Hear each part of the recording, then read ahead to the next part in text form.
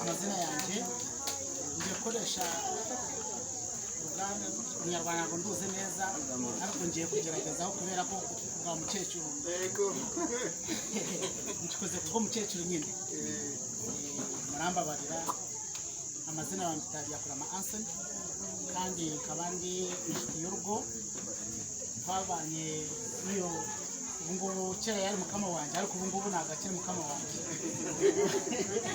yabaye nkamurumuna wanjye kubera ko ibyo mukora nenje byankorera tumeze kimwe noneho Imana ishimwe mukecuru kuzana turanezerewe cyane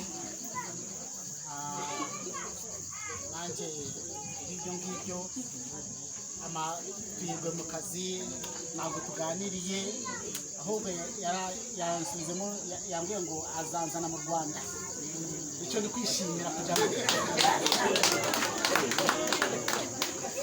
icyo ntegereje yambwiye ati nzakujyana mu Rwanda aho ngaho niho tuzaganira ko ushaka mu Imana nitugezayo ujye nibuka neza ko wabonye umugabo munini nimba n'abaniyogeye nimba n'abancendereye ariko witegereze fesi zaze mu Rwanda dusangire tuganire neza ni ukuri turabanezera kandi turabakunda nanjye mu rugendo rwawe urashaka ngiye kwereza akantu ukarimo utuze nugera ku muhanda ngiye gushyiraho imitwaro 5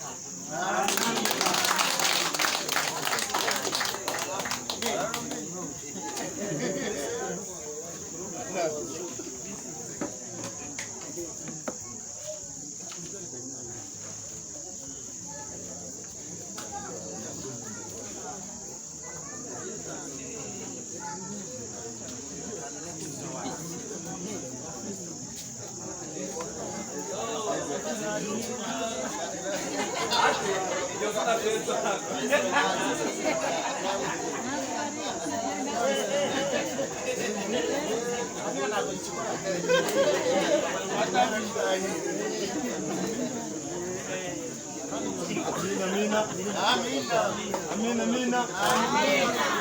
Wenda mumvugire ngo haleluya. Imana ishimwe cyane. Ibi byose kubaho ni ukubera iki? Ukubera Imana n'urukundo. Siko bimeze. Twese twaje tuva ahantu hatandukanye ariko kubera urukundo rw'Imana tubirute yemwe turamenyana turakundana. Siko bimeze. Ntabwo icyo mukade wakoze kuza Imana yakurinze mu muhanda ukagira inama mahoro uzagaruka yagandi mahoro nta